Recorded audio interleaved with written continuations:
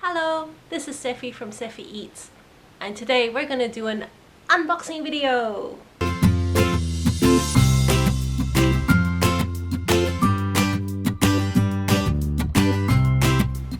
Middle of last week I decided to splurge a little and get a couple of things from kitchenwaresdirect.com.au. This is the second time I've ordered from them, though apparently the last time I ordered from them was actually in 2010. The customer service was pretty much standard for what you expect from an online shop. I chose the standard shipping option. They have free shipping for orders of over $100, which my order was. I made the order on the 15th of February and it arrived today, being the 22nd of February. It was a free shipping option, so I'm not really complaining about that. Somewhat satisfying bubble wrap. The New Wave induction plate portable cooker. I love my gas stove. It's great, but as you'll see, not really that great for videoing.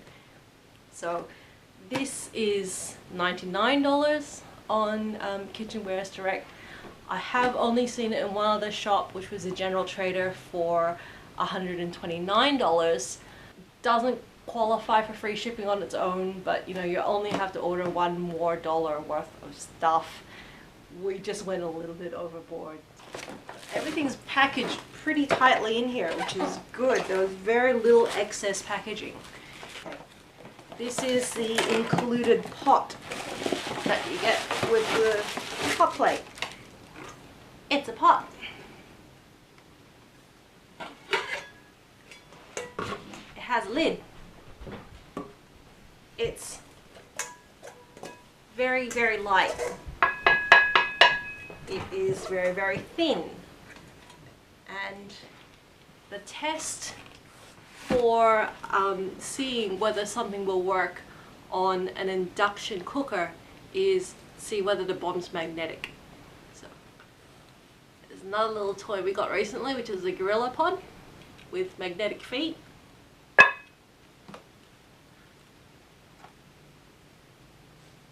We're going to use this for testing the cooker in a couple of minutes. Here's baby itself. While Kitchenwares Direct is apparently an Australian company, you do have to be careful to make sure that if you're ordering appliances online, Australian plug, presumably Australian voltage too. This cord is actually not all that long, maybe about a meter. Manual. You can download the manual online. The manufacturer does have a PDF version of this manual, so if you're not sure that you want to get this induction cooker yet, I recommend looking up the manual and reading through it. Here it is.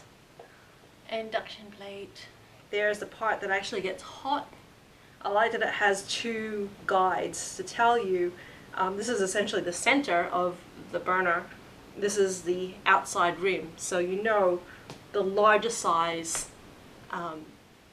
pan or pot or whatever that this will be compatible with is going to be that big, and I think that's about 24 centimeters. You assume that since it came with it,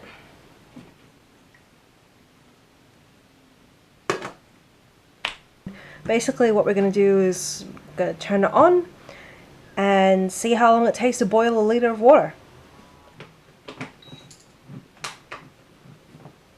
According to the instructions, you put your cooking vessel on the cooker first before you turn the cooker on. So that's what we've done. Lid off. When you press the power, the default power level, it says, it goes to 180 degrees Celsius, which is, well, I know that as baking temperature. searing temperature as well, so sounds like a good temperature to try and boil some water at. Press the power button. Whee! There we go. Ah, okay, that's the fan. So people have said that the fan is relatively loud.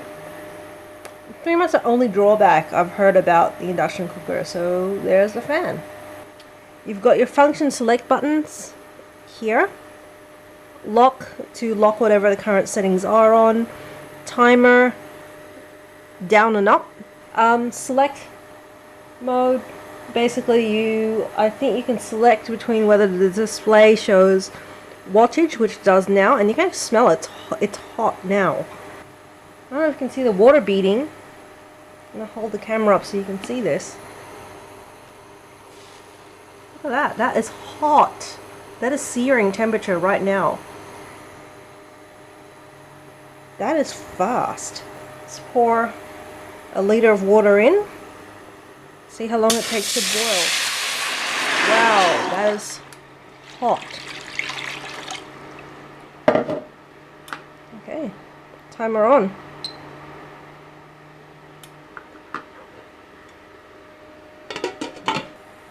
I guess the other safety thing to note with this is you saw how fast that got hot, so it doesn't state whether it recommends you should put the food in the pot before you start cooking, which doesn't make much cooking sense. So yeah, just it got hot within 15 seconds. The induction plate remains hot after you turn it off, which I thought one of the advantages of induction cooking was that the plates don't actually get hot. So I have no scientific proof to back that up. I don't know where I heard that from, but it's good to know specifically that this cooker's plate remains hot after you turn it off. Science. Right, let's test that theory. My original thought was that the actual induction plate did not get hot, and that was the advantage of induction cooking. So my infrared surface thermometer will tell us that precisely whether the plate itself is getting hot. So aim it at the plate. You can see the front of the plate's actually holding about 39 degrees Celsius. That is hot. Carefully lift this lid off. Okay. And we see water is just starting to come to a boil at 3 minutes. More science. Right. In the pot. Bottom of the pot is reading, as you'd expect, about 90 degrees Celsius. You know, water boils at 100 degrees Celsius. You've probably got to adjust for how the water itself affects the infrared reading. Actually aiming at the spot where water is bubbling up. Yeah, 90. In the middle, 90. Oh well. It's interesting, you can actually see the ring of where the water is boiling up. That's the inner ring of the induction cooker. So again, this particular pot is not very good at heating evenly. So the stock stock pot, the standard pot that came with the cooker, yeah, reviews I'd read had said it is not particularly it's not a particularly good pot. So I look forward to testing this out with some better pans that I got. Okay, that is definitely boiling now, and we are on 5 minutes. So turn this off. I'm going to leave this alone. This has been my unboxing and road test of the New Wave portable induction cooktop and pot that comes with it. If you'd like to see the unboxing and road test of the Sunbeam Cafe Cafe Series blender that I got in the same order. Subscribe, follow me on Twitter, Instagram, or on the blog at eats.cefib.com. And with that, see you later.